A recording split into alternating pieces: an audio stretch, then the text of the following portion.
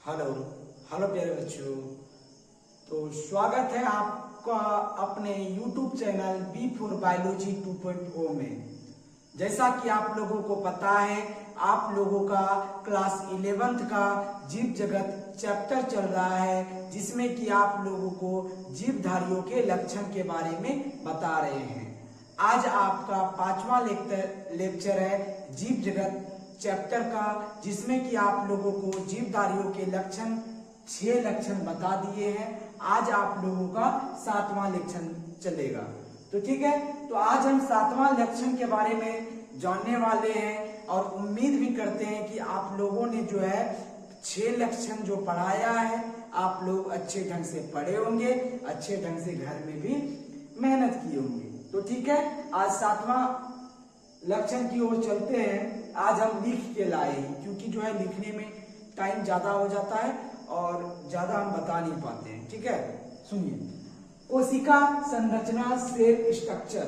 भाई आप लोग एक बात बताइए कि सजीवों में जो है ना, सजीवों में क्या पाया जाता है? हम लोगों क्या जो है सजीवों में जो है, देखिए क्या कोशिका सजीवों की संरचनात्मक एवं क्रियात्मक इकाई है। बात पहले समझिए, गौर से बात को समझिए। कोशिका सजीवों की संरचनात्मक एवं क्रियात्मक इकाई है। मतलब क्या है भाई? कोशिका सजीवों की संरचनात्मक एवं क्रियात्मक इकाई मतलब कुछ नहीं पल्ले पड़ा, कुछ पल्ले नहीं पड़ा। आप अगर क्लास 8 में 9th में अच्छे ढंग से पढ़ते तो आपको बिल्कुल समझ में आता। देखिए, कोशिका सजीवों की संरचनात्मक एवं क्रियात्मक इकाई कैसे? आप लोग घर को देखते हैं ना, घर एक एक ईंटा जुड़ के जो है घर बनता है कि नहीं बनता है? बड़ा बड़ा बिल्डिंग बनता है, लेकिन सब जो है ईंटा से ही बनता है कि नहीं बनता है? बिल्कुल बनता है। तो हम बोल सकते हैं क्या किसी भी घर का एकल यूनिट क्या है, एकल इकाई क्या है? ईंटा है, क्योंकि एक एक ईंटा से जुड़कर बना है। सेम टू सेम सजीवों का जो है ना, सजीवों का जो है संरचनात्मक एवं क्रियात्मक इकाई कोशिका है। कहने का मतलब यह है कि प्रत्येक सजीव, हम लोग सजीव हैं, जीव जंतु सजीव है, पेड़ पौधे सजीव है, तो सभी सजीव जो है ना एक कोशिका से मिलकर बने हैं। विभिन्न एक छोटे छोटे कोशिका से मिलकर जो है यहां तक पहुंचे हैं।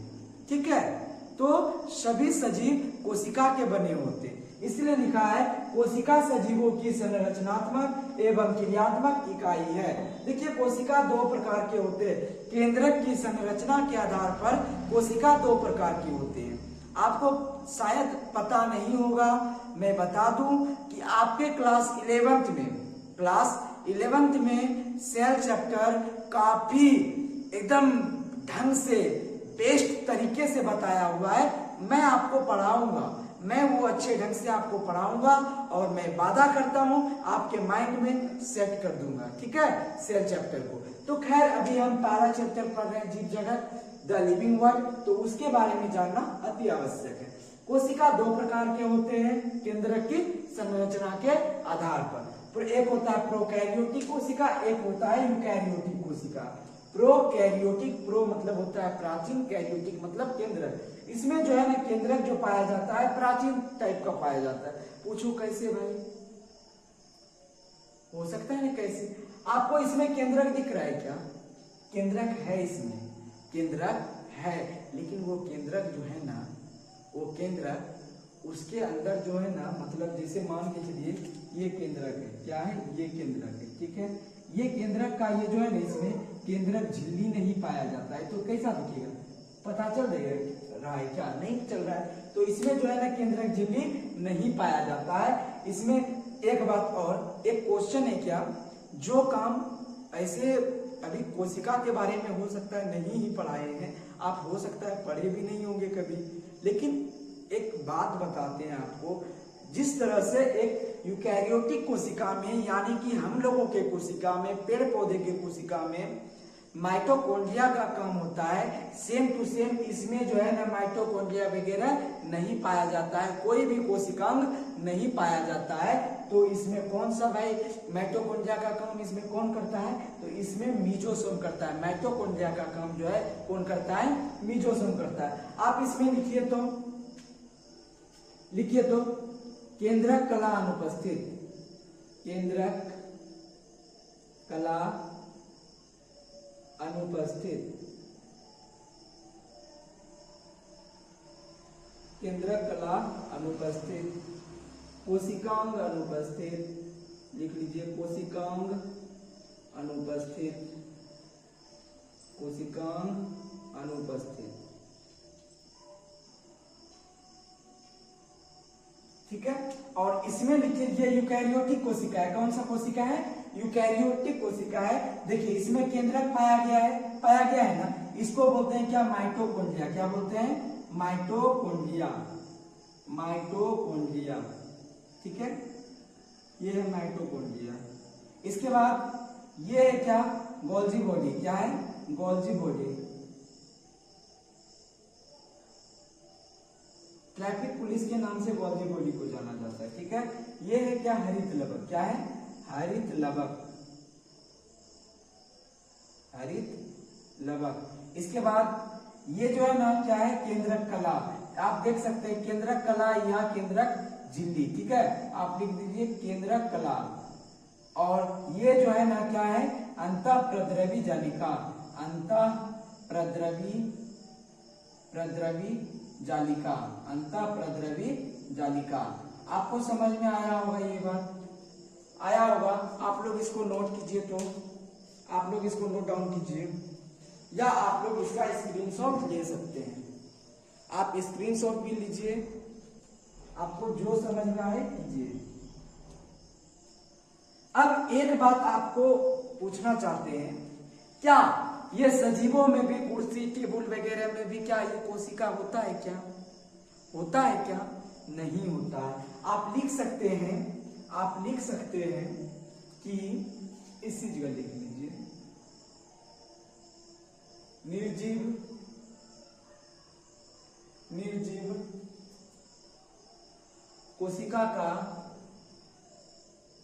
कोशिका का बना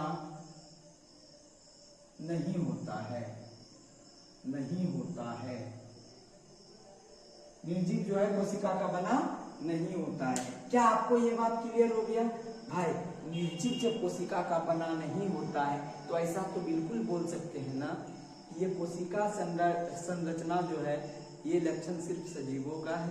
तो ऐसा बिल्कुल बोल सकते हैं कि यह सजीवों का विशिष्ट लक्षण है। यह सजीवों का क्या है? विशिष्ट लक्षण है। आप लिख सकते हैं यह सजीवों का विशिष्ट लक्षण है। यह सजीवों का विशिष्ट लक्षण है। आप लोग स्क्रीनशॉट लीजिए या उतारिए, जल्दी हम जो है अब इसको डिलीट करेंगे। चलिए ठीक है, आप लोग स्क्रीनशॉट ले लीजिए और उम्मीद भी करते हैं कि ले लिए होंगे। अब हम आगे की ओर बढ़ते हैं। ठीक है,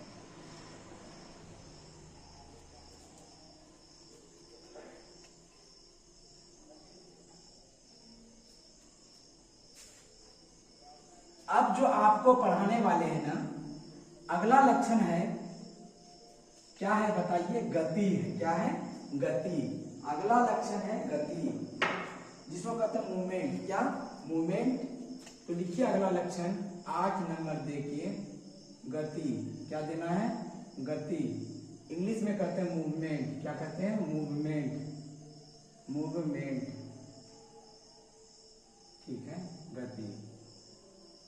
आप लोग एक बात बताइए, आप लोग पेड़ पौधे को देखे हैं ना, क्या वो गति करता है? क्या पेड़ पौधे गति करते हैं? क्या ऐसे वो भी सजीव है लेकिन वो गति नहीं करते हैं। आप लिख सकते हैं पेड़ पौधे को छोड़कर, पेड़ पौधे को छोड़कर, पौधे को छोड़कर, पेड़ पौधे को छोड़कर सभी सजीव, सभी सजीव गति करते हैं। सभी सजीव गति करते हैं। अच्छा एक बात आप लोग बताइए, भाई पेड़ पौधे क्यों नहीं गति करते हैं? और सब सजीव क्यों गति करते हैं? हम लोग भी सजीव हैं, आखिर हम लोग गति क्यों करते हैं भाई? गति करने का मुख्य उद्देश्य होता है भोजन। अगर हम लोगों को बैठे बैठे भोजन मिल जाए तो हम लोगों को जरूरी है क्या कहीं कमाने जाने का, कहीं कुछ करने का? कोई जरूरी नहीं है। सेम टू सेम पेड़ पौधे को जो है भोजन बैठे बैठे मिल जाता है, अर्थात वो भोजन जो है प्रकाश संश्लेषण के माध्यम से बना लेता है, जिसके कारण वो गति नहीं करता है। लेकिन हम लोग भोजन की तलाश में गति करते हैं ना। तो आप आगे लिखिए,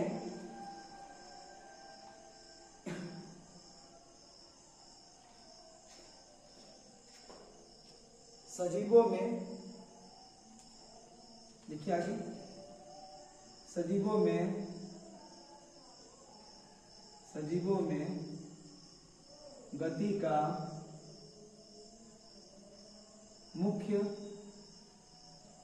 गति का मुख्य कारण भोजन की खोज है। भोजन की खोज है, भोजन की खोज है। ठीक है, सजीवों में गति का मुख्य कारण भोजन की खोज है। और पेड़ पौधे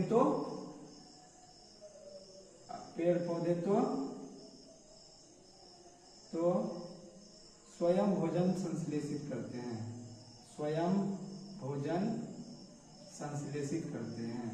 तो उसे चलने की क्या आवश्यकता है? क्या गति करने की आवश्यकता है? क्या नहीं है, स्वयं संश्लेषित करते हैं। ये हुआ आपका गति का, क्या हुआ? गति का। क्या आप लोग बता सकते हैं क्या निर्जीव भी गति करते हैं? क्या निर्जीव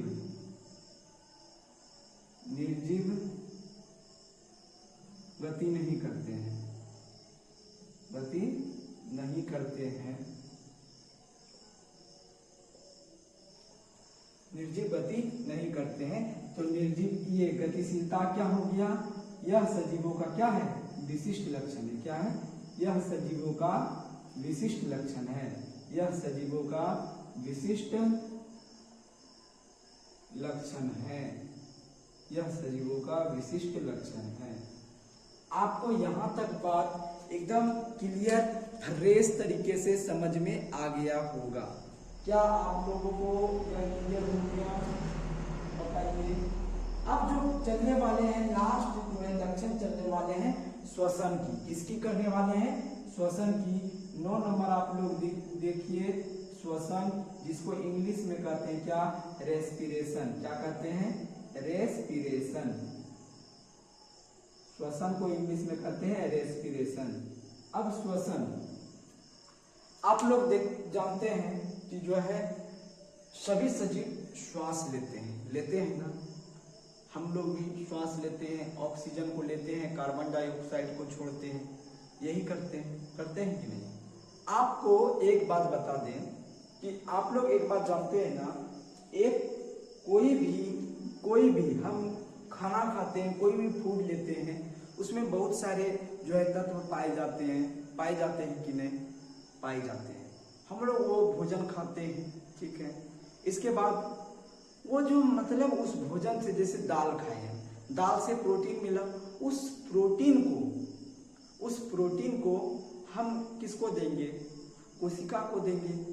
विभिन्न बहुत सारे सभी कोशिकाओं के पास वो भेजते हैं कि नहीं? भेजते हैं। आप लोगों को एक बात पता है क्या? पूछिए भाई, क्यों? क्या कि जो है हम लोग ये जो भोजन जो बनता है ना, ग्लूकोज के रूप में, किस रूप में?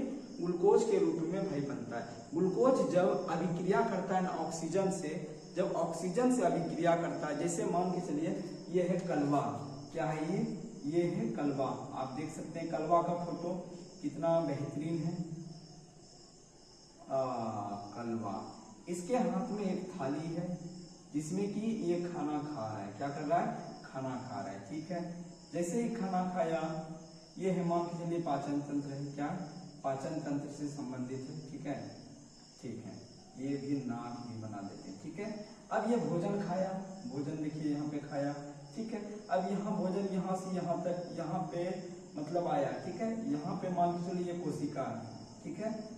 अब ये जो है O2 जो है इसके पास आएगा, ये सांस लिया भी तो O2 इसके पास, यहाँ पे O2 आएगा, ठीक है, O2 आया। अब इस पे जो भोजन, यहाँ पे भोजन खाया था ये, तो ये ग्लूकोज के रूप में जमा होगा, ग्लूकोज के रूप में होगा। जब O2 और ग्लूकोज से जब अभिक्रिया होगा तो क्या बनेगा, जब ग्लूकोज और O2 से अभिक्रिया होगा तो CO2 बनता है और जल बनता है, ठीक है, और क्या बनता है, ऊर्जा बनता है। आपको पता है कि जो है मतलब हम लोगों को दौड़ने के लिए, धूपने के लिए, किसी भी चीज के लिए हम लोगों को ऊर्जा की आवश्यकता होती है ना। वो भोजन और ऑक्सीजन के संलयन से होता है। भोजन मिलेगा और ऑक्सीजन जब दोनों आपस में मिलेगा तो हम लोगों के अंदर जो है ऊर्जा आएगा। क्या आएगा, ऊर्जा आएगा। तो आप लोगों को बता दे, श्वसन, हर एक सजीव क्या करता है, श्वसन करता है, सांस लेता है। क्या बिना, कोई भी सजीव बिना सांस के जिंदा रह सकता है क्या, बिना ऑक्सीजन लिए जिंदा रह सकता है क्या, बिल्कुल भी नहीं रह सकता है। यह सजीवों का क्या है, विशिष्ट लक्षण है। सभी सजीव, देखिए सभी सजीव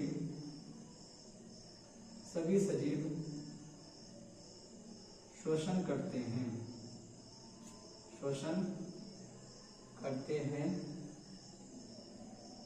सभी सजीव श्वसन करते हैं। यह सजीवों का विशिष्ट लक्षण है। यह सजीवों का विशिष्ट लक्षण है।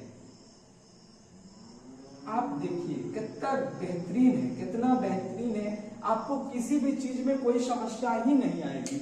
आज आप लोगों का जो है ये जीवधारियों का लक्षण बिल्कुल समाप्त हो गया। अब अगले दिन से जैव विविधता के बारे में पढ़ेंगे और बेहतरीन ढंग से आपके माइंड में सेट करने का मैं वादा करता हूं, आपको सेट करके ही आगे भेजेंगे, ठीक है। तो आज के लिए इतना ही, मिलते हैं अगले क्लास में बड़े ही जोश के साथ।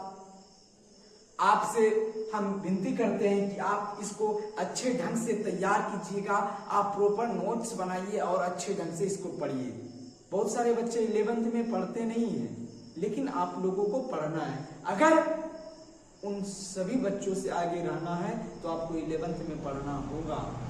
आप अपने बैचमेट से आगे होइए, आप अपने जिससे भी बोलिए, जो कि बोलबे की है ना कि 11th में बच्चा पढ़ता नहीं है, लेकिन आप पढ़िएगा तो आप उससे आगे बढ़िएगा। तो आप ठान लीजिए कि हमको पढ़ना है तो मतलब पढ़ना है, ठीक है। तो आज के लिए बस इतना ही, बहुत ज्ञान दे दिए, उतना देना नहीं चाहिए था, ठीक है। ठीक है, इसको नोट कर लीजिए और बाय बाय।